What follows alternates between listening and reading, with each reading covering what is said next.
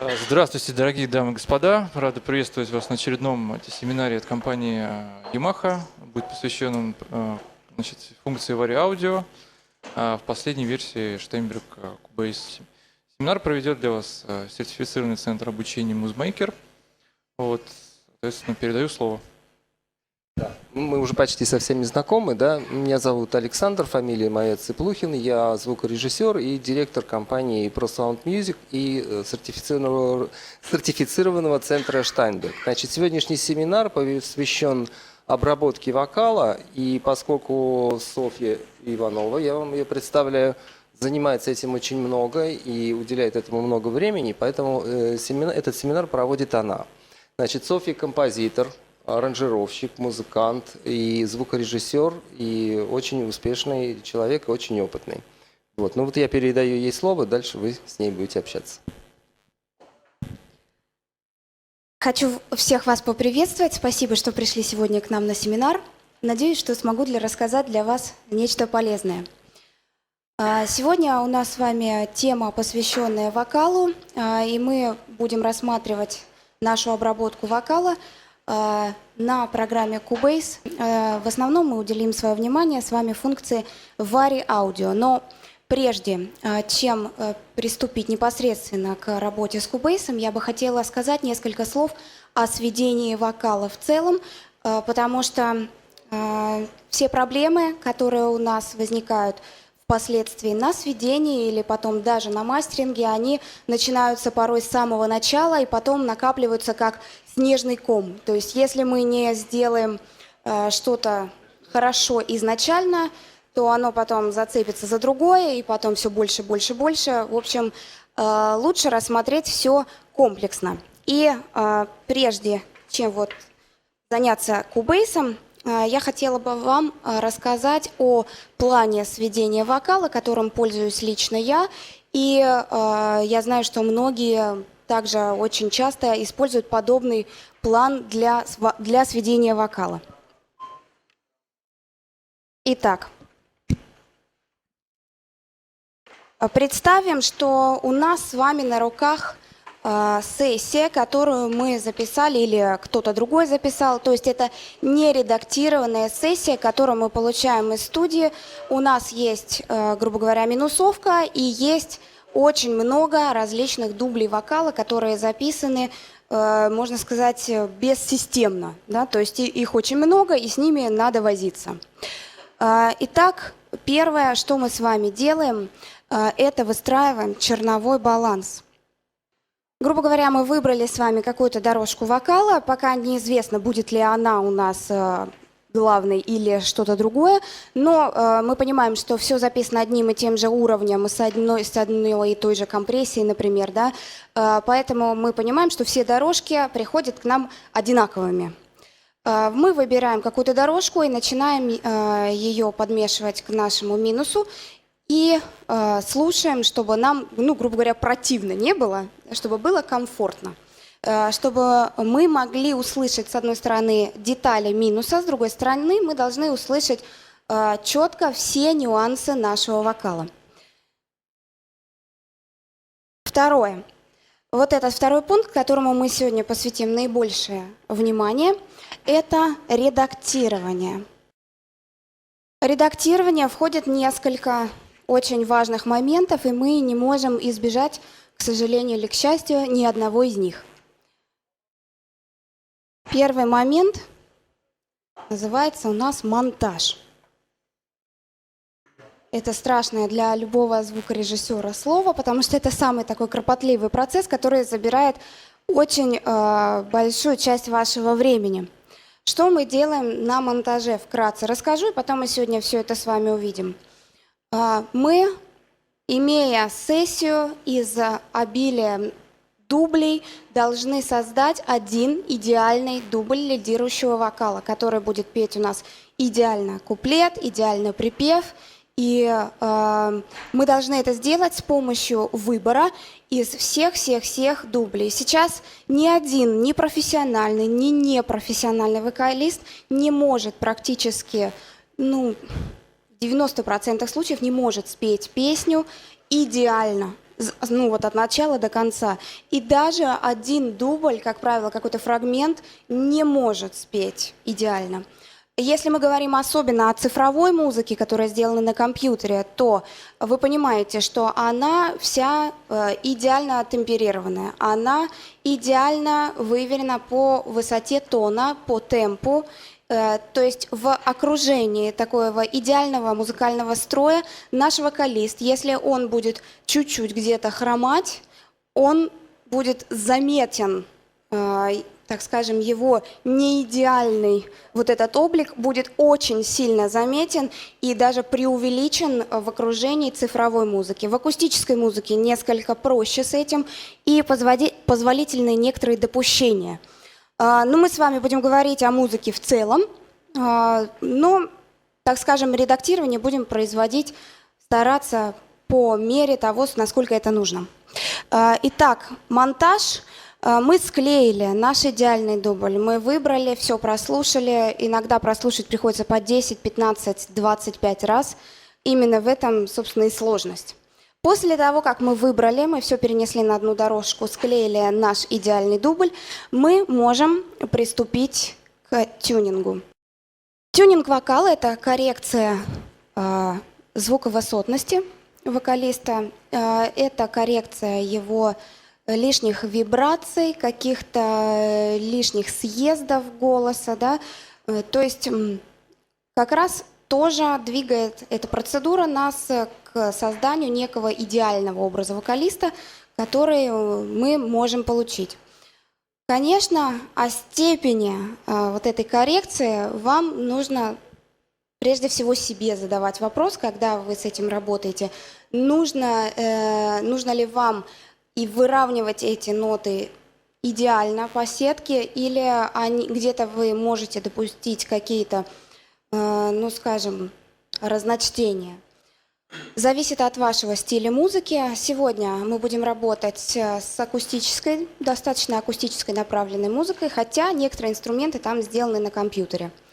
Но лидирующим аккомпанементом является акустическая гитара, поэтому как бы вокалист достаточно должен сохранить свою естественную природу, спокойную, и не быть таким компьютерным роботом. Поэтому мы будем стараться сделать сегодня, оставить его живым, так скажем. Итак, после тюнинга вокала, когда у нас уже все выровнено по нотам, мы можем приступить уже непосредственно к сведению, но я здесь сделаю небольшую ремарку, потому что это мы сейчас говорили с вами только про лидирующий вокал.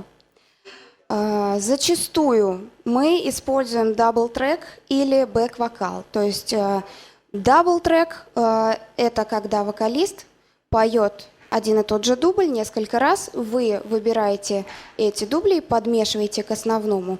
Вы можете подмешивать их как в моно, для того, чтобы выровнять звуковысотность вокалиста, для того, чтобы он звучал уверенно. Вы можете сделать это в стерео, для того, чтобы расширить его образ. То есть существуют разные способы. Но равно как и дабл-трек, квадротрек, так и бэк-вокалы любых вообще величин, ну, то есть 2, 4, там, 6, сколько угодно, они все должны быть отмонтированы и оттюнены, ну, в различной степени. Мы сегодня тоже с вами это рассмотрим. То есть я бы здесь вот поставила звездочку и написала также работа с бэк-вокалом. Ну и, собственно, после того, как у нас отредактирован и бэк-вокал, и лидирующий вокал, мы можем непосредственно приступить к сведению. И, как вы знаете, как любит говорить наш директор и главный звукорежиссер Александр, у звукорежиссера есть два основных инструмента. Как вы думаете, какие? Левое ухо и правое. Это действительно так, с вами очень сложно поспорить. Но это, так сказать, то, что у нас не отнять, да? А то, что нам не дано свыше, а дано уже техническими, так скажем, какими-то девайсами. Как вы думаете, что это? Два инструмента звукорежиссера. Наушники — это тоже про уши. То, чем вы пользуетесь на сведении. Это компрессор, совершенно верно, это раз. И второй? Эквалайзер, совершенно верно. И вот в нашей работе на сведении вокала в первую очередь для нас, понимаете, 90% важности играет АЧХ лидирующего вокалиста, поэтому мы должны очень большое внимание посвятить эквализации вокала. И после того, как у нас все отредактировано, мы переходим к работе с эквалайзером. Как вы правильно сказали, второй инструмент звукорежиссера – это компрессор. И есть еще некоторые инструменты, которые мы используем также для сведения вокала. И я думаю, это для вас известный прибор, называется он деэссор, полосовой компрессор с частотой полосы выше 2 кГц. И вы можете редко, очень редко, потому что грубо работает, используется на вокале гейт. Ну, то есть я бы не рекомендовала это делать, но некоторые умельцы, они, так сказать, когда ленятся монтировать вокал, убирать ненужные шумы между фразами, слюни и прочие какие-то ахи-вздохи, могут воспользоваться гейтом, но не приветствую я этого лично. Итак, давайте тогда запишем здесь динамическая обработка. Ну и мы на самом деле с вами немножко умолчали о третьем важном инструменте звукорежиссера. Как вы думаете, что это может быть? Есть еще один такой пункт. Это к динамической обработке относится. Совершенно верно, да. Пространственная обработка, да. То есть мы не говорим, что это один инструмент, мы знаем с вами, что это может быть и реверберация, и дилей, и некоторые фазовые приборы, да, они тоже влияют на постановку в пространстве. В общем, мы с вами грубо все это окрестим пространственной обработкой и поставим 6-м пунктом. Итак, когда мы уже все отэквализировали, компрессор поставили, пространство мы сделали, то у нас уже, понимаете, изменился вот этот вот первостепенный баланс, который мы сделали, да, чтобы нам было не противно. Может быть, нам уже стало опять противно, и надо что-то поправить. То есть, особенно когда вы меняете АЧХ, у вас тогда происходят основные сдвиги по балансу. Соответственно, вот этим 7-м пунктом мы с вами опять возвращаемся к балансу, к панораме и делаем чистовой баланс.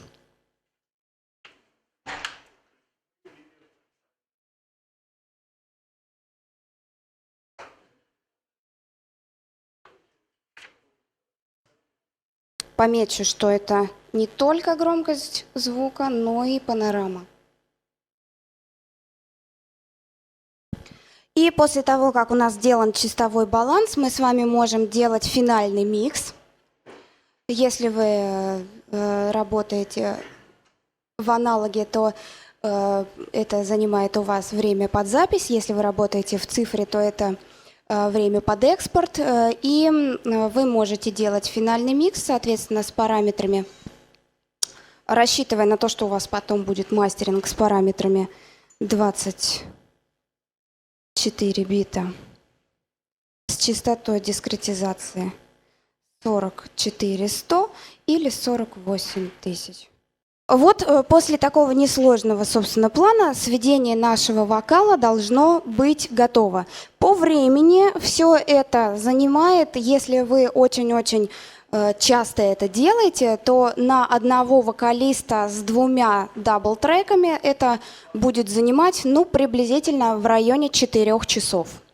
Чем больше вокалистов, тем больше времени у вас это занимает. Если вы это делаете недавно, и у вас рука еще не набита, тогда может занимать и 6, и 8 часов на одного вокалиста.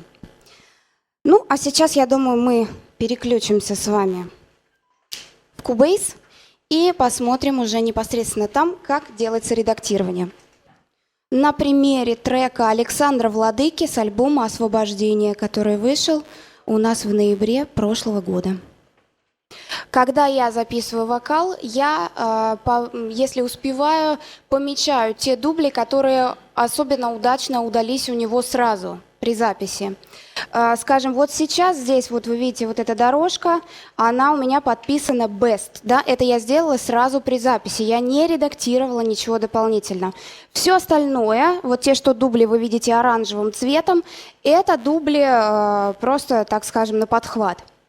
Но то, что я слышала в студии, мы там всегда немножко торопимся при записи, немножко отвлекаемся на что-то, поэтому это не значит, что этот дубль действительно идеален, и что я сейчас возьму его в том виде, в котором я пометила. Поэтому я сейчас буду слушать все и буду слушать по фразам, смотреть, какой дубль мне подойдет более всего. У меня вот уже заготовлена пустая дорожка с названием «Вокал». Вот сюда я буду сносить свой, так скажем, идеальный дубль. Вот это наши нотки, это все наши фразы. Вы видите, вот волна идет. Мы можем, в принципе, смотреть, по какому фрагменту мы работаем. Чем мне нравится работать в Vari Audio в Cubase? Это не реклама. Я действительно в нем работаю, я не работаю ни в чем другом. Я знаю, и вы наверняка знаете, что существует масса редакторов для тюнинга вокала, такие как Antares Autotune, существует редактор Melodyne, они встраиваются как плагины. Но лично я предпочитаю работать с Vari Audio, я проработала с ними и с теми, и с другими, но этот мне нравится больше всего, потому что он позволяет сделать редактирование более детальным и менее, если можно так выразиться, исказительным, деструктивным для нашего вокала. Он работает очень мягко. Если в некоторых программах бывает, вы подвинете нотку, ну, например, вот так, вверх, да, мы поднимаем ее на тон, вот, ну, сейчас, да, на тон я подняла. Я хочу ее вернуть обратно. Если я сделаю это в каких-то других программах, то она пройдет искажение, нота моя пройдет искажение по тону вверх, а потом пройдет еще одно вниз. В Cubase, если вы будете ее вводить вверх, а потом вернете вниз, она будет такой же, как она была изначально. С ней ничего не произойдет. Вы можете ее хоть 500 раз вот двигать вверх и вниз, но если вы ее приведете опять на свое первоначальное положение, то она и будет звучать первоначально. То есть не вносятся никаких деструктивных изменений в вокал. Это очень удобно, потому что, конечно, когда мы тюним вокал, мы можем делать эти движения вверх-вниз, ну, очень по много раз. Потому что иногда звуковысотность, ну, не так очевидна. Не так очевидно, как хотелось бы. Итак, для того, чтобы тюнить, мы сейчас тихонечко сделаем гитару. Пожалуй, все. Мы помолчим. Вокал я специально сделаю сейчас сильно громче. Вот в черновом балансе он у меня стоит на 2,57, я это запомню. И сделаю его сейчас на максимум, на 6, плюс 6 децибел. Пожалуй, все. Пожалуй, все. Давайте слушать. Пожалуй, все. Вот у меня насчет вот этой ноты есть некоторые сомнения. Может быть, ее следует поднять. Пожалуй, все. А может быть и нет. Почему? Потому что он как поэт говорит здесь, у него нисходящая интонация. Давайте попробуем. Пожалуй, все. Пожалуй, все. В принципе, если я поднимаю, то ничего страшного. Пожалуй, все. Да, мелодики нету. Вот когда у вас перед вами встает такой вопрос. Вы точно не знаете, надо вам это делать или нет. И когда вы это делаете, вы точно не понимаете, а правильно вы сделали или нет. Спросите себя, стало ли лучше. Спросите, слышите ли вы разницу. Если ответы на эти вопросы для вас не очевидны, тогда результат следующий. Не делайте ничего. Ну, вы заметили, что я двигаю нотку вверх-вниз, да, с помощью уголочка. Я навожу сюда курсор, и появляется, видите, такая двойная стрелочка.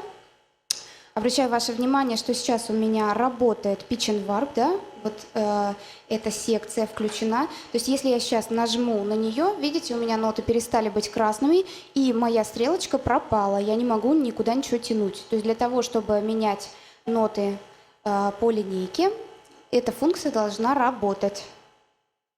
Давайте слушать дальше. Мы помолчим, мы помолчим. Вот здесь у нас есть проблемы. Мы помолчим. Как вы думаете, где проблемы? У нас есть как бы 3 звука. Вот видите, 1, 2, 3. На каком проблемы? Так. Кто как еще думает? На втором. Давайте смотреть. Мы помолчим, На третьем однозначно есть проблема. молчим. Он не там, где должен быть. Что может нас настораживать? Вы видите, каждая нотка, находясь на линейке, соответствует какой-то ноте, как piano-roll, да, когда мы пишем MIDI-сообщение. Вот приблизительно то же самое вы видите здесь. И можете проконтролировать звуковысотность каждой ноты. Но это не всегда нужно сделать. Почему? Потому что вы видите, что волна у нас не прямая, да, и она иногда, даже очень часто, может попадать на 2 линейки сразу. Это не значит, что нота звучит фальшиво. Как узнать? Только слушать, больше никак. Обращаю ваше внимание, что бывают у нас у вокалиста скачки. И скачки эти, как правило, бывают связаны с одними и теми же величинами. То есть, например, вот, видите, вот. 4 одинаковые, ну, то есть 2 и 2, да? Я даже не слушаю, что там, но, скорее всего, я могу предположить, что эти ноты должны быть на одной высоте. Давайте послушаем. По умолчанию причин, по умолчанию причин. Что нам здесь не нравится? А вот N последняя, она вниз совсем. Угу, да. Еще? По умолчанию причин. Вот у нас до диез, да, который, не знаю, нужен ли он здесь. По умолчанию причин. А у молча, как вам? Ну, как с этим, с как он? Он скорее при поет чуть ниже, чем надо. При. Причин. Угу, И хватает, а при он низит традиционно. Давайте по порядку. Пау. По умолчанию. Нормально, Пау? Вот мне нравится тюнить вокал, когда есть рядом инструменты. Я могу себе наиграть и посмотреть, а действительно ли это так. Но когда у нас с вами нет инструмента, ничего страшного, мы можем попробовать. Я выделяю, видите, сразу сейчас 2, ну даже 2,5, можно сказать, нотки, и попробую понизить. По умолчанию. Ну как вам? По умолчанию. О, надо, очевидно, выше. А У? Получается до диез си.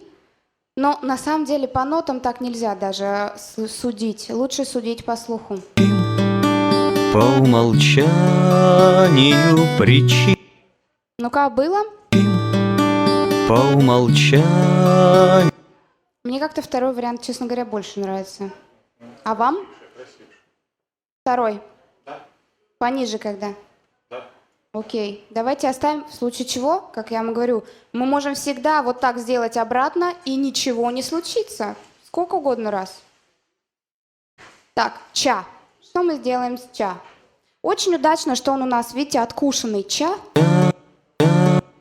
А вот это непосредственно а.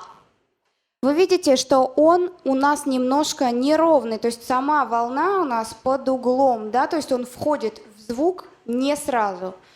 У некоторых вокалистов это характерная черта, что они подъезжают вот так вот к нотам. Здесь я не знаю, хорошо ли это. Что мы можем сделать? Ну, во-первых, мы можем выровнять волну. Вот вы видите, когда я тяну ее за уголочек, я помимо того, что тяну ее вверх, я изменяю ее наклон. И могу поставить ее более ровно.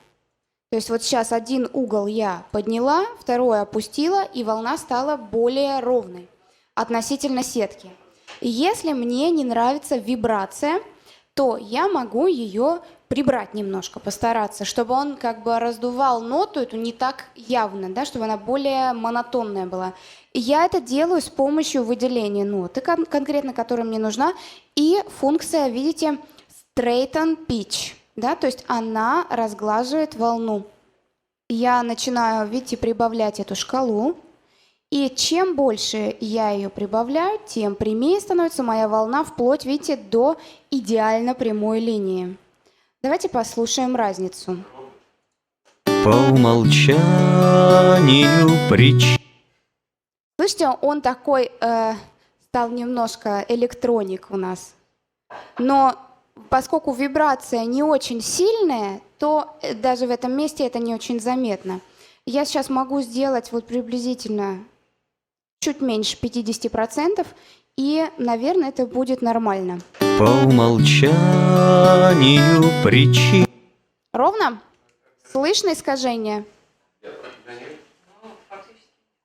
То есть, в принципе, можно так оставить. Вот понимаете, чем мне нравится Vari Audio, что я могу это делать на той ноте, которую я выбрала. И мне не надо для этого делать это на всем сразу. Более того, если мне нравится, как он вот видите, здесь небольшая вибрация начинает, а потом допивает уже с вибрацией. Что я сделаю? Я выбираю функцию Segments. Видите, переключаю галочку Speech and Warp на Segments. И у меня, когда я подхожу к нотке, вместо лапки уже, видите, появляются ножницы. Я сейчас разделю эту ноту на 2. И только лишь вторую часть его я могу подровнять. Вот видите, она теперь по вибрации стала такая же, как и первая. По умолчанию. Еще более естественно, да, то есть вообще практически не слышно. Хотя степень выравнивания у меня сейчас больше. Давайте дальше. Что будем делать? Нью. Ну, он спел 3 варианта одной и той же ноты. Надо примерно 3 варианта. найти общий. Так, давайте посмотрим. Вот здесь у нас есть с вами рупор такой, да, рядом с клавишей соло. Мы нажимаем на нотку, и он каждую нотку нам показывает. Вот, соответственно, н и ни – это разные, совершенно верно, то, что вы сказали, да, все разное спел. Куда, вверх-вниз? Но лучше повыше, потому что когда человек опускается, то лучше поднять, все равно валит интонацию. И при тоже надо. Так.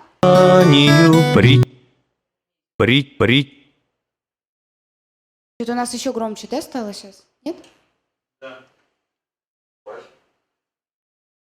Причин. Смотрите, вот эти скачки, да, о которых мы говорили, вот у нас нью мы выровняли, да, и сейчас вот она, ну, как бы по интуиции, могу вам сказать, что должна быть приблизительно на том же уровне. Причин.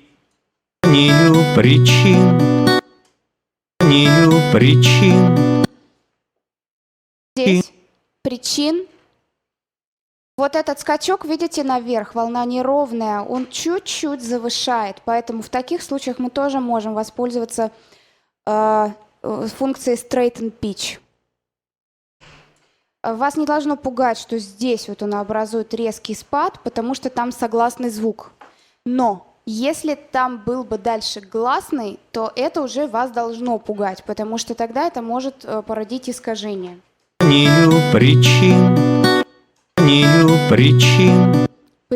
Немножко зависели.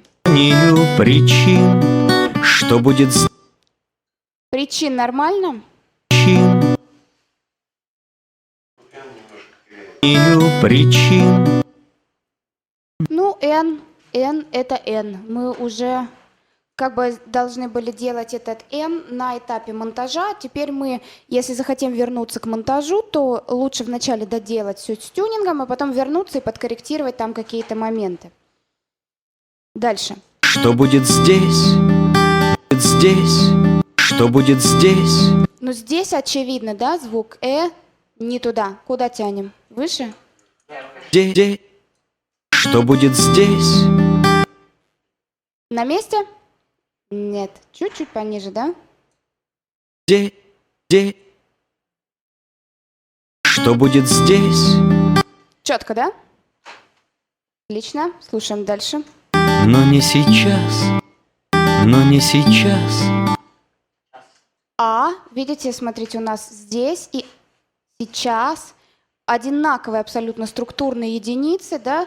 В принципе, опять по интуиции можно понять, что они где-то должны быть в одном и том же месте. Нас еще смущает нота перед скачком непосредственно, он тоже в нее не сильно. Вот это? Перед Но не сейчас. Это Но не... Се, да, вот она вот. се. Но не сейчас. Да, именно. Вот это вот. Давайте сейчас мы к ней подойдем. Иногда вы очень правильно сейчас озвучили свое смущение.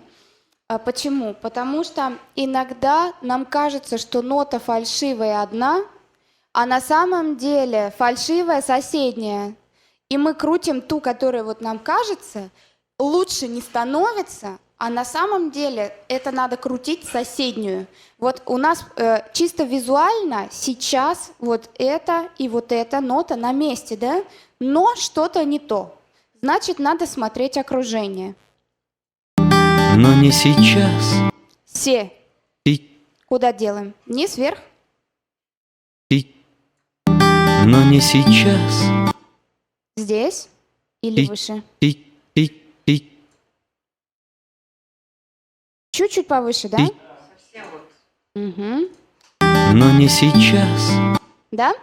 Ну, смотрите, она у нас ровно на ре встала. И вот еще есть что. Придыхание, видите, у него? Не строит. Можно... Понимаете, там между до и ре это же тон. И не, ну, это как... Но не... Надо вот эти три ноты тоже соотнести. Сейчас мы соотнесем. Но не... Давайте про придыхание закончим. Это тоже бывает у вокалистов достаточно часто, что они как бы допели ноту, а потом вот так вот сделали, и все, вниз пошло. Иногда это слышно, иногда нет, иногда это дает дополнительный какой-то, ну не то что дефект, грязь какую-то дает. Сейчас что мы можем с этим сделать? Мы можем с этим ничего не делать на самом деле, Сейчас. потому что это не слышно. Но если очень хочется, то можно подвести поближе к нашей ноте. Соло будет вот так. Но не сейчас. Слышите что-нибудь? Но не сейчас. Искажение слышите? Как будто так и было, да? Это Вари Аудио. Вот оно так работает. Это очень приятно. Итак, не сейчас. Но не сейчас. Но не... Но не разные ноты. Тоже си до должно быть. Смотрите, у нас вот два звука, но не как бы в одном фрагменте сейчас получились. Но не си... Но не си... Но не... Это неудобно. Конечно, так и сделаем. Мы сейчас должны определить, где заканчивается один, где начинается другой. Но не си... Где-то приблизительно вот здесь они делятся. И вот видите, теперь он более точно отображает, где они находятся, и мы можем их поставить. Какой куда двигаю? Ну, вот этот вниз немножко. Но... Первый вниз. Но не си... Но... Достаточно? Верните. Но... Я двигаю, я жду, когда вы меня остановите. Так, а второй? Не... Но...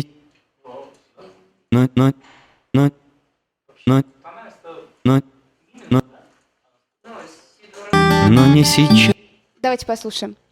Но не сейчас. но не сейчас. Ну что? Не очень. Окей. Когда начинаются приступы паники и непонимание, что у нас происходит, мы можем послушать соседние дубли, чтобы оградить себя от ненужных излишних действий. Наверное, партию вокала, чтобы она была записана. В смысле? Что он хотел спеть? Он это и хотел спеть, понимаете? Как бы вот он не может лучше. Записанный на ноты. Ну, Знать, что он.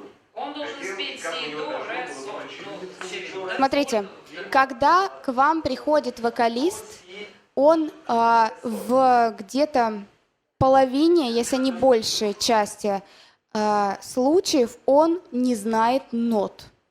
Он не умеет играть на инструменте. Если бы это было записано, вопросов бы не возникало. Я не думаю, что это хорошо. Потому что когда вы пишете партию себе самостоятельно, то вы начинаете равнять ноты по сетке, прямиком по нотам. То есть вот вы видите, что это там должно быть ре, а он спел ре диез. И вы, ага, ре диез, потяну-ка я ее пониже. Хотя на слух это совсем не очевидно, что он спел фальшиво, и опять же в этом есть его характерный, может быть, элемент. И опять же вы вносите искажения. Мы не каждую ноту здесь трогаем. Если у вас будет она все время перед глазами, да, вот эта нотная сетка, то вы волей-неволей будете тянуться. Как знаете, у меня ученики, что они делают? Они видят, открывают Вари аудио, смотрят, о боже, какие тут кривые страшные волны, и давай их прям по сеточке ровненько ставить, чтобы они все были ровненькие и красивые. У нас зрение начинает нас тогда обманывать, и наше вот стремление к перфекционизму, аккуратизму, может быть, какому-то. И мы иногда, вопреки тому, что надо оставить так, как есть, делаем больше. Мы должны все время себя контролировать в этом отношении. Мы не должны сделать больше. Иногда случается такое, то, что мы сделали, а, например, исходников не сохранилось. А мы слушаем и слышим там искажения или слышим, что так быть не должно, а исходников нету, например, да? Ну, хотя это неосторожно было бы с нашей стороны. Вопрос. Да, А вот эти вот большие такие вот кривые, да. вы анализируете, это было пропето, да? Это кривые, это все звуковая волна, да. Это его, может быть, шипящий звук какой-то или вздох. Не абстрактного, там, вот такая вот линия. Нет, это очень-очень конкретно. Немножко, может быть, я не понимаю, что вас интересует. Если вы видите волну, и она кривая, это не значит, что это он поет ноту. То есть не все то кривая, что нота. Нет, это может быть его согласный звук. Мы же звуковысотность измеряем по гласным или звонким согласным. Если он говорит какой-то шипящий или глухой согласный, то это же тоже присутствует в волне, да? Но ноты не имеет под собой.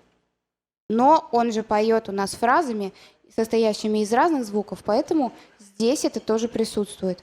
И плюс иногда зависит от его дикции, от его каких-то характерных черт, он может брать с придыханием, например, то есть сделать и тогда будет не просто да, а будет уже такая разная волна, будет, скорее всего, снизу вверх, такая вот. Кривая, очень кривая. Это не значит, что ее там срочно надо бегом бежать равнять. Если мы видим перед собой ноты, то мы, конечно же, будем опасаться таких дел. А лучше не опасаться. Я вас призываю к тому, чтобы не выстраивать себе лишних систем, а руководствоваться именно здесь и сейчас, как поет наш герой. Видите, как поэтично получается? Да. У меня вот вопрос, как вы думаете, при такой подаче материала вокалистам имеет ли смысл углубляться вообще вот в эти мелкие ноты? Может быть, ограничиваться попаданием на ударный звук, да, там, на первую четверть, Вы знаете, В случае вот конкретно. имеет смысл углубляться, если вы слышите фальшь. Вот вы слышите, если вас коробит, то имеет смысл углубляться настолько, насколько вот вы это слышите. Если вы не слышите, то есть для вас не очевидно, тогда не углубляйтесь. То есть именно вот в этой музыке. Если бы она была синтетическая, мы бы посмотрели и, может быть, вообще бы все выровняли. Я хочу, чтобы этот финал он пел хором с собой. То есть он пел у нас один, а теперь будет петь много себя. То есть мы сделаем ему дабл или квадротрек. И вот в таких случаях как раз мы можем тюнить по-быстрому. Вот эти вот кусочки, это все дубли его мычания. Я сделаю им баунс. Ой, прошу прощения, привыкла, что дома быстрые клавиши. Баунс всем этим кусочкам, replace. Окей, теперь каждый из них я буду заходить и Ctrl-A я нажимаю для того, чтобы выделить сразу все ноты.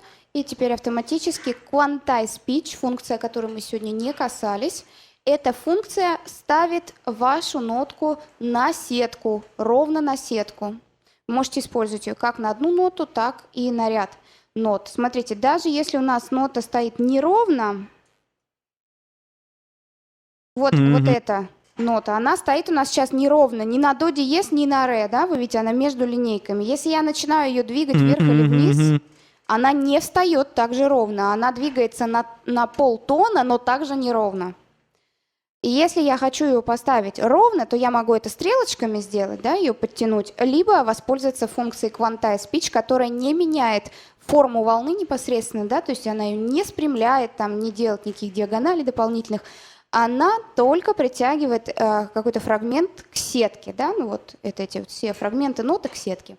И теперь я беру и делаю ему straighten pitch, но делаю так. Не сказать, что до упора. Чуть-чуть. Давайте послушаем.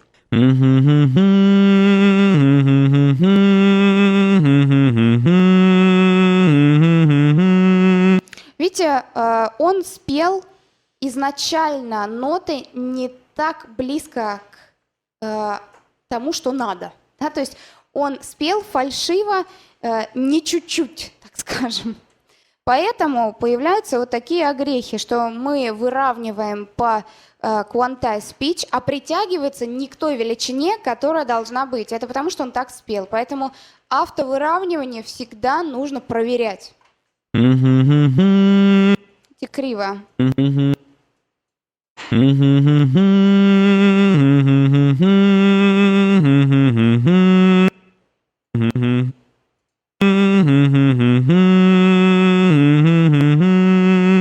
Задышал, смотрите.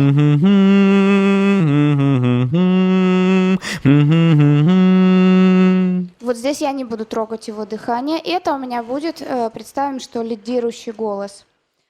Вот эти все 4, что я делаю? 2 из них я сейчас буду обрабатывать вот таким же быстрым образом, но в меньшей степени. Почему? Потому что если у них волна будет очень-очень похожа, тогда... Совершенно верно. Поэтому функция Quantize Pitch в этом отношении мне помогает, потому что она не меняет форму волны, да? Но если мы все спрямим, во всех треках спрямим эти волны, да, мы уже тогда стерео не сможем получить, потому что будет очень-очень однородно, да? То есть настолько однородно, что даже мы не сможем нормальный стереозвук сделать. Чуть-чуть в меньшей степени straighten. Еще один трек, то же самое. Опять выбираю, Quantize по полной и чуть-чуть straighten.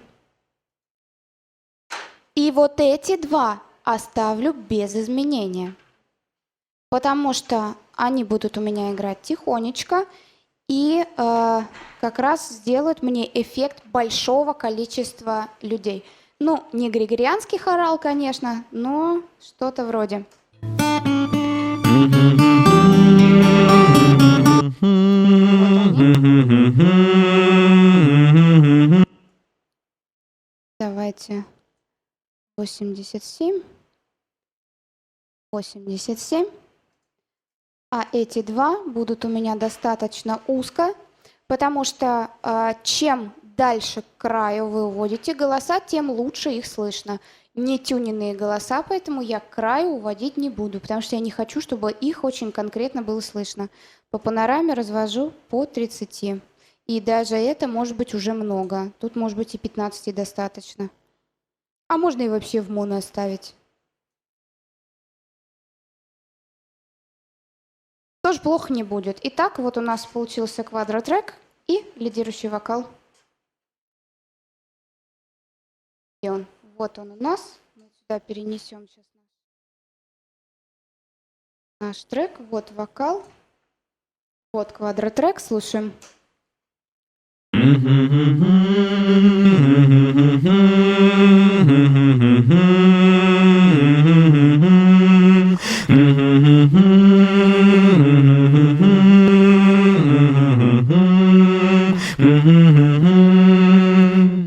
Теперь вот эти два я делаю тише.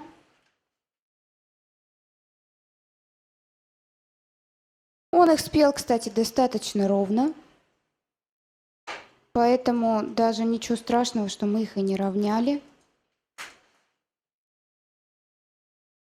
Иногда для создания ощущения большого количества людей мы специально записываем людей, которые поют фальшиво. Потому что когда у вас толпа, там большой зал, стадион, все орут, кто во что горазд, и никто не попадает в такт, да? И если вы хотите создать иллюзию того, что у вас очень много людей, вы можете записать их по одному даже, вам достаточно будет сделать, дублей 7, наверное, будет достаточно для того, чтобы записать большое количество людей. Наложить их одного по другого. Главное, чтобы они ритмически попадали. Мы заставляем обычно людей скандировать что-то. Как, представьте, вы стихи читаете громко, без нот, но в ритм песни. Слушаем.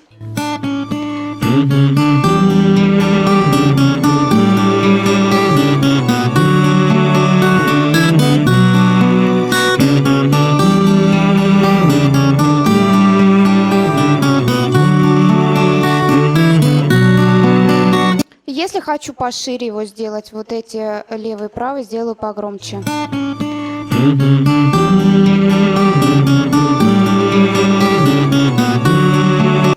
Они очень похожи, да, друг на друга, и поэтому нет ощущения, что это поют много людей в данном случае. Получается, что он у вас был в моно, а стал в стерео. Для получения объема это все-таки кульминационный момент песни. Это здесь может пригодиться. Вам может тогда ваш дубль, который вы думали выбросить, сыграть очень хорошую службу. И еще по поводу работы с дабл-треками, вот что хотелось бы мне вам сказать. Это мы работали с мычанием, да, и мычание, в общем, не надо особо сильно равнять, потому что он там не произносит согласных. Если мы берем с вами припев, куплет, я не буду сейчас целый делать, да, чтобы не тратить ваше время, я просто покажу основную логику. Вот приблизительно возьмем best, пускай у нас будет best, лидирующий вокал, и два вот дубля, они у меня записаны. Послушаем, как они звучат все вместе. Как много тех, кто каждый миг все ждут и ждут жизнь от других. Особенно меня волнует, вот смотрите, вот эта фраза. Все ждут и ждут жизнь от других, а стрелки лет меж тем несут. Вот возьмем вот этот с вами отрывок, как работать. Это и касается и бэк-вокала, и дабл-трека, неважно. Вот берем вот наш лидирующий вокал, сейчас я его для вас наверх помещу, и под него поставлю бэки. Вот эти фрагменты, с ними мы будем работать. Вы видите, что он хоть и один, но, как можете заметить, он действительно по-настоящему живой, потому что он не поет одинаково, да, чего бы нам очень хотелось. в работе с бэками очень важно, чтобы они были ритмически ровными. Даже вот звуковая особенность не так важна, как ритм. Итак, вначале мы будем подстраивать один. Что я сейчас буду делать? Я буду каждый бэк подстраивать под лидирующий. То есть у меня лидирующий, я вижу его волну, и я должна, грубо говоря, сделать волну точно такую же. Слушаем. Все ждут и ждут, жизнь от других. Итак, первая фраза. Все ждут и ждут. Что мы делаем? Очень близко, я специально сейчас увеличу в размере. Вот видите, они должны у меня прям все звуки стоять один под другим. Что мне делать, если они не стоят? Я беру, режу и двигаю. И обязательно делаю fade in и fade out. Вот этот звук, обращаю ваше внимание, он длиннее, чем тот, который у меня в оригинале. Я его сужаю, делаю fade out. И Т, вот одно Т, вот другое Т. А звуки Т, окончания обязательно должны быть вместе. Слушаем. Все ждут и ждут. Идеально. Второй. Смотрим, насколько он кривой. Это даже можно делать не совсем по слуху, сколько по зрению. Второй вроде бы ничего. И вот следующие два. Жизнь от других. Здесь сложнее. Жизнь от других. Он опоздал. И лидирующий спел в общем, не тогда, когда надо. Жизнь от других. Окей, здесь нормально. Второй. Жизнь от других. Жизнь от других. И обязательно fade out, fade in. Вот сейчас будет самое интересное. А стрелки лет меж тем несут.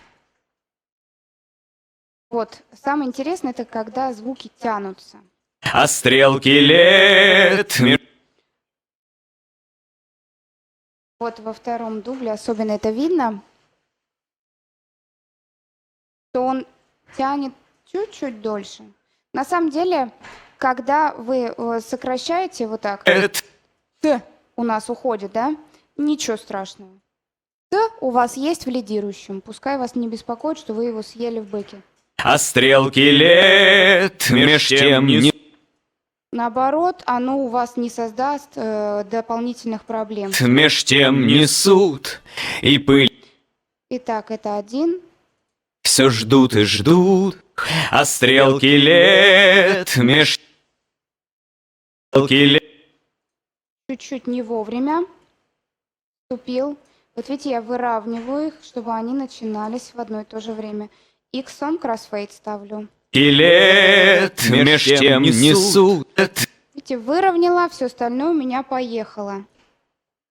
Стрелки лет меж тем... И обязательно, обязательно fade in, fade out. Fade out наше все. Меж тем несут и пыль и прах.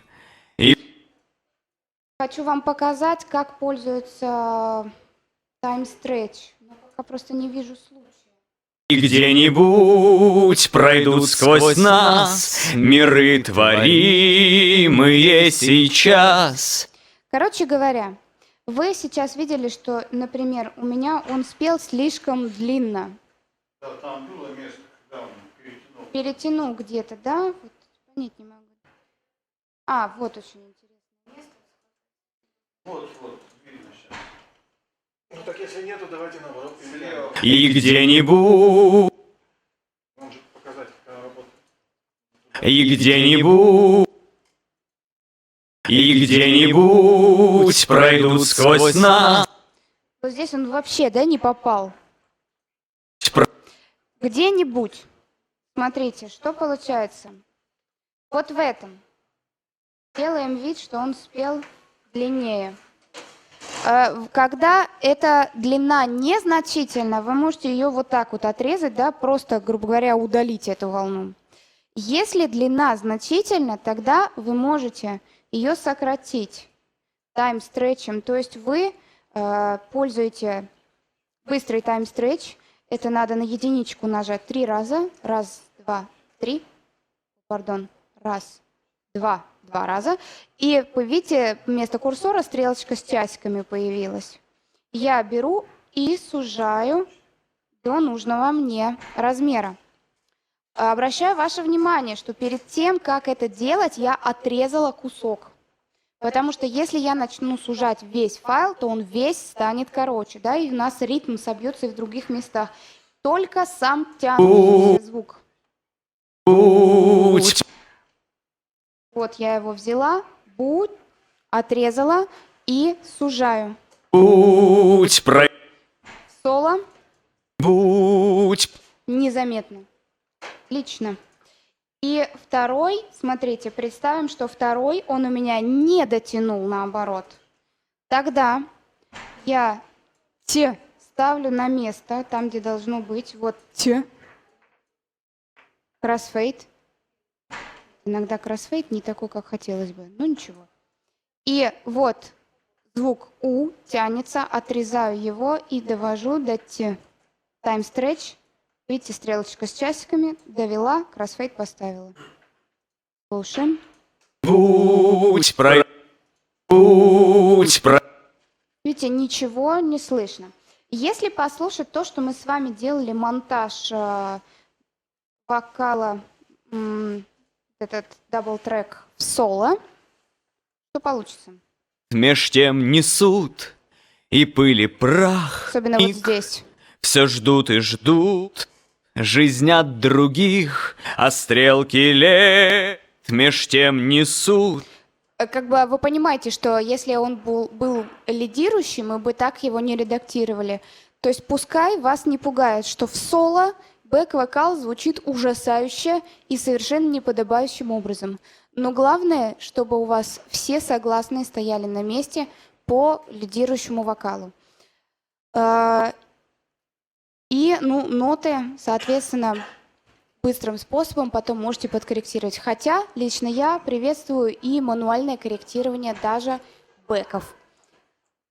Ну вот, собственно, мы с вами разобрались с монтажом, редактированием и тюнингом вокала, которое, собственно, мы хотели сегодня сделать. Мы практически все сделали. И в завершение, если вы захотите, могу вам поставить уже сведенный трек послушать. Можно вопрос? Да? Вот мы перед этим выстраивали вот мелодии, Да. а там мелодию же еще и гитара играет, Да. а не попадает. Вот мы же не сравнивали, как гитара как раз играет то, что он поет. Мы все время делали это под гитару. У нас тихо все время шла гитара. Мы не... Мелодию, а я вот не обращал внимания. Вы не обратили просто внимание, гитара или минус тихонечко все время у вас присутствует. То есть это очень хорошо, что вы не обратили внимания, потому что это значит, что она нас не отвлекала. Это значит, что мы вокал слышали гораздо громче, и все внимание у нас было на нем. Но гитара в данном случае, это тот инструмент, который задает нам основной тон, да, и поэтому если, например, у меня был такой случай, что... Она же мелодию играла. Да, это приблизительно одно и то же. То есть это аккомпанемент наш, да, который очень важен, и мы никуда от него деться не можем. У меня был такой случай, что мы записывали гитару, а человек гитару не отстроил. Я забыла, что я должна сделать тюнинг, слушая аккомпанемент. Я сделала тюнинг, все выровняла по сетке, потом послушала, что все фальшиво, потому что гитара была съехавшая на полтона. И пришлось все переделывать заново. Поэтому аккомпанемент слушать очень важно. И мелодии, и все, что там было, мы тоже с вами это слушали сейчас. Вы просто как бы себе в этом отчет не отдавали. Если бы там что-то было вас, так скажем, неудовлетворяющее, вы бы это сразу заметили просто. Значит, просто все прошло гладко. Еще какие-то вопросы у вас есть? Давайте.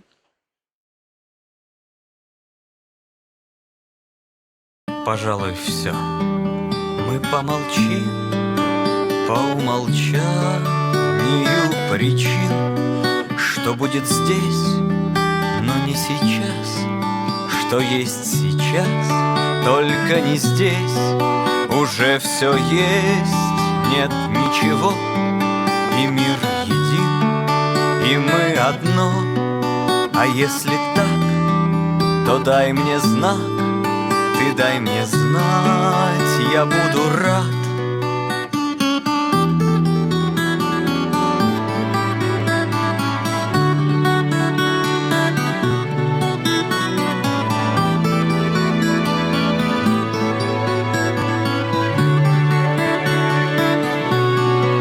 Как много тех, кто каждый миг все ждут и ждут жизнь от других, а стрелки лет меж тем несут и пыль, и прах, и взлет, и взмах, и где-нибудь пройдут сквозь нас миры творимые сейчас. Мы живы здесь, здесь и сейчас.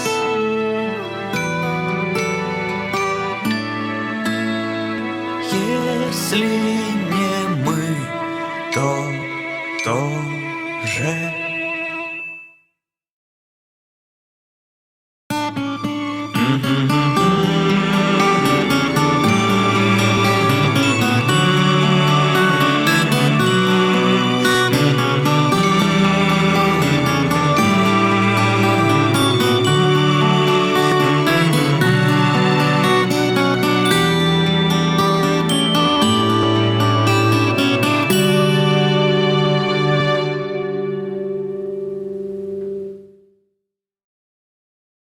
И, кстати говоря, забыла вам сказать про автотюн. В один момент очень модный такой эффект. Возьмем... Мы живы здесь, Плохо, да, он спел? здесь и сейчас. Вот возьмем этот фрагмент и сделаем ему автотюн. Вот когда мы не только выравниваем pitch quantize, но еще и straighten pitch. Вот, то есть это именно эффект робота, который мы реально хотим его добиться. Мы живы здесь. Видите, надо корректировать, потому что ничего... Мы живы здесь, здесь и сейчас. Вот.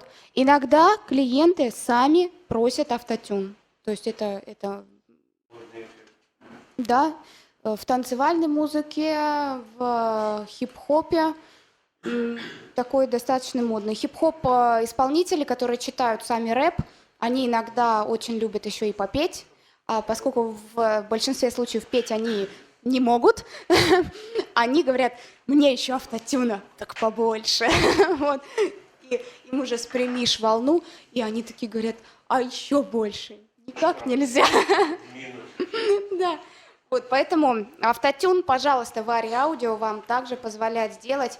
И этот инструмент, чем он хорош, что он позволяет делать очень гибкую коррекцию вокала, незаметную, но также очень быструю и очень заметную, если он в умелых ваших руках и ушах. А нет там, чтобы он сглаживал глиссанду? Глиссанда, вот когда вы делаете straighten pitch, вот он все глиссанда вам сглаживает. Вы можете еще, если оно... В татюне он уже не будет сглаживать. И вот смотрите, вот у нас глиссанда. Вот, да. Вот взяли, поставили их на одну высоту, и нет глиссанда. Там нет, чтобы он сам... Нет, делал именно глиссанда между нотами. Ну это вы можете, вот вы тянете за уголочек, смотрите. То есть вы когда тянете его при таком straighten pitch, он не раскрутится у нас. Вот. Видите? Да. Изменения. Вы можете и сами сделать такое. Да, сами можете делать глиссанда. Конечно, в умеренных таких масштабах это может даже естественно смотреться. Еще какие-то вопросы? Вот разница значит, между 8-м клубом и 7,5 в Ария Аудио или никакой?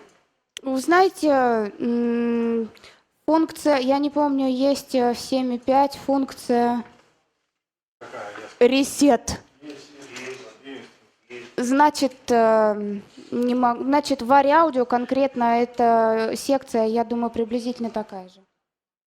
Скажите, а вот вы работали, скажем, в вариауде и мелодии, Да. Есть что-то в этом, чего нет в том, по инструментам? Единственное, что есть в Мелодайн, что мне иногда не хватает в вариаудио, это громкость фрагмента музыкального. То есть мы здесь не можем оперировать с громкостью ноты вот этой. И мы не можем ее отрезать внутри. То есть мы режем только, когда монтаж делаем. Да? Вот здесь мы ее можем заварпить. То есть, вот видите, я беру за краешек и сокращаю ее. А ножнички когда? Если они зарежут? Ножнички режут, да. Вот смотрите, мы берем прорезаемые на 2 части, прорезали. Я хочу, чтобы этой части не было. Жму дель, а ничего не происходит. То есть отрезать кусок реально, чтобы его вообще не было, это я должна делать на этапе монтажа. Знаете, такая мысль мне не приходила в голову. Точно можно. Но она, конечно, будет с щелчком, скорее всего. Ну, может, послушать? Это будет в любом случае без фейдаута. А фрагмент волны, если... Нет, вот этого нельзя сделать. Вот то единственное, что в Мелодайн есть, здесь нет, это громкость фрагмента волны. Честно вам скажу, что я без этого живу и как-то ничего. То есть все громкостные изменения лучше делать на этапе монтажа. Вот как мы с вами эти «к» выравнивали, да, вот это лучше тоже на монтаже сделать, чтобы вам уже больше не искажать внутри. В Мелодайне есть эта функция. Но Мелодайн — это вообще самый деструктивный прибор из всех, которые работают с тюнингом вокала. Самый деструктивный. Он нереальные искажения вносит. То есть Антарес в этом смысле значительно лучше. Ну и я заварю аудио. Еще какие-то вопросы? Гитару в микрофон записывают? Гитара записана в пару микрофонов, да. Ну вот по алгоритму, там, когда ты начинаешь уже тюнить, она тупо автоматически переключает на свой какой-то алгоритм. Внутри вариаудио вы имеете в виду? Да. Ну да, то есть Так должно быть? Или... когда вы 2 раза кликаете по региону, Вот алгоритм стандартный соло, вот там, да. В правом углу, чуть ниже еще чуть-чуть. все, поняла вас. Да. Да. Это алгоритм, скорее всего, относится не к тюнингу, а к варпингу. То есть, как у нас, если мы будем делать time stretch, вот здесь, через аудиопроцессы, там такой же алгоритм вы увидите, смотрите, time stretch. И здесь, вот видите, точно такой же алгоритм. И, Я имею в виду, что, понятно, здесь есть выбор. Просто Да. когда мы начинаем работать, он автоматом переключается в свой какой-то. И ты уже дальше, он тюнит уже в своем каком-то одном. вы можете поставить один на одно, а другой на другое? Вот здесь сейчас стоит, допустим, стандарт Да. соло, да? Да. Выбрать какой-то Вот, тест, смотрите, выбираем. там, про любой какой-то, и вот он все равно переключит. Это так должно быть или это не важно? Так. Про.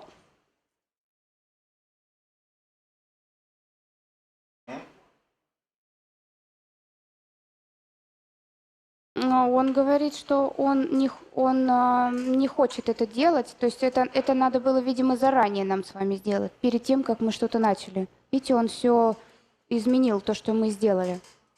На самом деле, честно вам скажу, что я не меняла никогда этот алгоритм. Не заморачивайся. Да, вы в любом случае, он у вас стоит по стандарту соло. Вы работаете с соло. Он уже ведь сохранил все старые исходный материал, поэтому он не может переключиться в другой еще. Да. Там происходит так, вот я сталкивался, когда переключаешь изначально, скажем, там вокал, делаешь вокал, потом в следующий раз заходишь, он опять сам переключается, и уже искажения идут. Я долго искал, откуда идут, но смысле, он у вас бесконтрольно как-то переключался? Ну вот если изначально переключить как бы и начинать тюнить, а потом выключить на следующий день, ну, грубо говоря, включить, И он другой. искажение, я не понял. Вот, Нет, этого не должно быть. умолчанию почему переключить. Ну, нет, так не должно быть, это какой-то глюк, скорее всего. Ну, я вам честно скажу, что на любом алгоритме, на каком бы вы ни делали, будь он самый простой и деструктивный, или самый очень замудренный и математически продвинутый, у вас не должно быть слышно искажений ни на одном из них. То есть я не вижу большого смысла, как бы принципиальной разницы я не вижу. Если вы делаете тюнинг хорошо и с умом, то у вас ни на каком алгоритме не будет проблем. Это понятно, просто речь, ну как бы, да, вот даже и Cubase называется последняя Pro. Да, Стоит, понимаю. Допустим, стандарт и есть вариант Pro. Да. Но с Pro мы не можем работать. Вот, собственно, вопрос в этом. Нет, почему мы не можем-то? Вот смотрите, возьмем трек. Ну, любой какой-то, который мы не делали Сейчас, еще. да, сейчас я его сделаю. Любой. Баунс. Чтобы небольшой фрагмент был, возьму. Да там не обязательно делать, мы не дойдем до него даже. Вот, стоит. Вот Pro. Да? Пожалуйста. Это то, что вы хотели? Ну, пусть будет, да. Окей. Пожалуйста. Вот. Поняла вас. Окей. Да, я вас поняла. Ну-ка, а если отключить? Вы знаете, я честно вам скажу, что я вот этим не заморачивалась никогда, но вообще-то форман pitch, это значит, что к питчу имеет отношение. Я просто реально подумала, что это скорее связано с варпом, нежели с питчем. Ну, то есть, когда вы ноты растягиваете и стягиваете, а на питч я даже не подумала, что он может быть разный. Ну-ка, Pro. Просто начинаешь работать, он переключается на этот стандарт и все. Да, поняла вас. Ну, даже... Он пишет, чтобы, не знаю, как здесь, сохранить женские... Да, сохранить формат, сохранить как бы правильные именно характеристики голоса, чтобы он не сдавливался. Да, если, скажем, поднять там отметку, чтобы все равно оставался там мужской. Да, я вас понимаю. Это очень, конечно, хорошо было бы, если бы это было бы. Но, действительно, к сожалению, я не могу ответить на ваш вопрос. Но, если вы мне дадите время, то можете написать мне на почту ВКонтакте и во всех известных средствах общения, и я очень постараюсь найти этот выход, потому что мне самой стало интересно, и Cubase, конечно, это мы его хозяева, а не он. Должны знать, что, как с ним быть. Я хотела бы вам сказать, что все то, что я вам сегодня рассказывала, и более того, вы можете найти у нас на сайте в статьях. У меня есть серия статей, посвященная сведению вокала, где каждой отдельной теме, что мы сегодня писали на доске, посвящена отдельная часть статьи. Вы это можете найти на сайте muzmaker.ru. Вот видите, у нас на доске висит маленький баннер. Школа музмейкеров – это то место, где мы обучаем созданию музыки на компьютере, работе в Cubase и звукорежиссуре. Также вы там можете найти массу интересного материала по сведению вообще и по мастерингу даже, возможно, можете что-то найти. Вот если вы интересуетесь плотно сведением, то можете туда заходить. И если у вас будут какие-то вопросы к нам, особенно насчет алгоритмов в Cubase, то можете обратиться к нам через этот сайт. И я обещаю, что я вам отвечу на этот вопрос. Дайте мне неделю, через неделю я буду точно знать на этот ответ. Что, есть какие-то вопросы? Это же обновленно уже 8 идет. вот скажем, у меня какая проблема? Вот аудио 25, мне надо 26. Я вот нажимаю, не могу только цифру исправить, мне надо заново все. Не поняла вас. Но попробуйте аудио 25 переименовать 26. Только цифру исправить. Попробуйте. Ну, где вот у вас трек, нет. Здесь. Аудио. А, здесь. Так, а нам что надо написать? Ну, 26. 26. 26. Нет? Вот где дорожка, где сама дорожка, вот аудио, два раза на нее щелкаем. Не понимаю. Вот. Так. Вот название, видите, вот бэк. Переименовать. Ниже, Поставьте туда. ниже. Два раза щелкаем. Ниже. Не понимаю, вот что вы от меня хотите, правда. Идите сюда. Давайте вместе посмотрим. Давайте. А то чего я тыкаю, не понимаю, чего вы хотите. Так, ну. Вот мне надо 26. Ну я ж только что это сделала. Вот только что я переименовала. Вот трек, вот этот 26. Что вы от меня хотите?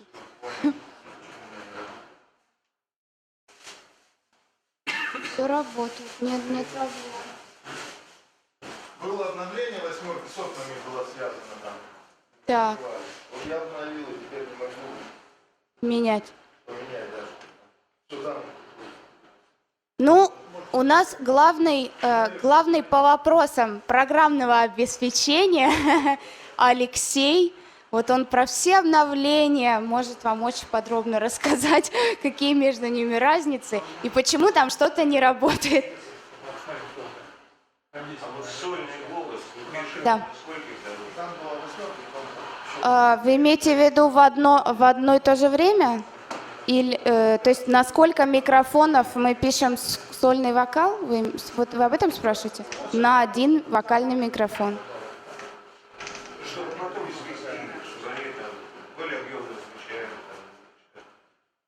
Но смотрите, не всегда пользуется дабл-трек.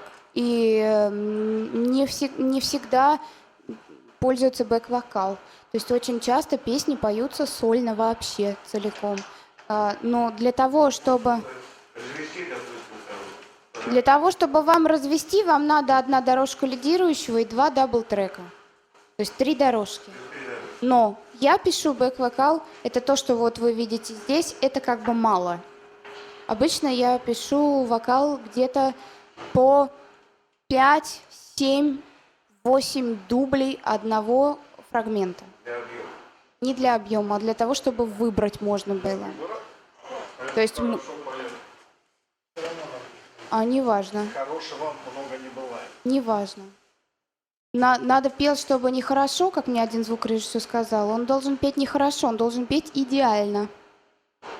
И для того, чтобы он пел идеально, надо подстраховаться. А вы пишете всегда новую дорожку, вот столько дублей, столько дорожек, Да. В одной дорожке. Нет, не пишу в одной дорожке, пишу одну по другой, я тогда вижу визуально, чем они отличаются.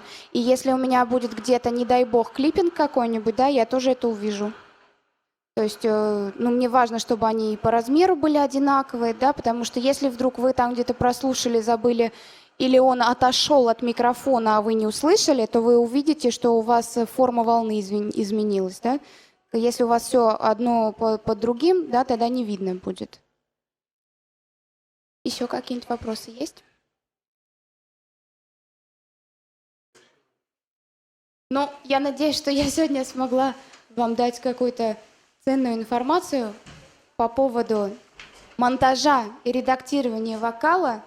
И, может быть, мы с вами еще соберемся вдруг. Хорошо, кстати, вот Да. вопрос потом перебью. Все-таки, если вот мы делали, и в итоге вот какая-то буква К там или А, нам нужно ее громче или тише сделать. Вот этой функции, которой нету варианта. Ничего, мы подошли, вернулись. Мы вернулись обратно. Вот наш редактированный вокал. Вернулись. Вот, мы его уже потюнили, да? Вот этот. Да. Мы вернулись. Отрезали. Спокойно, то же самое. И увеличили. Только так. Только единственное, я рекомендую это делать после тюнинга, потому что вы помните, что у нас каждый фрагмент — это не просто один кусочек, а целый вокальный трек. Да? Поэтому, если вы его начнете заново переанализировать потом, да, то он у вас опять будет засорять ресурсы вашего компьютера. Поэтому сделали тюнинг и потом поправили, можете хоть его резать тише, громче. Нет никаких проблем. Ничего от этого не изменится. Все будет в порядке.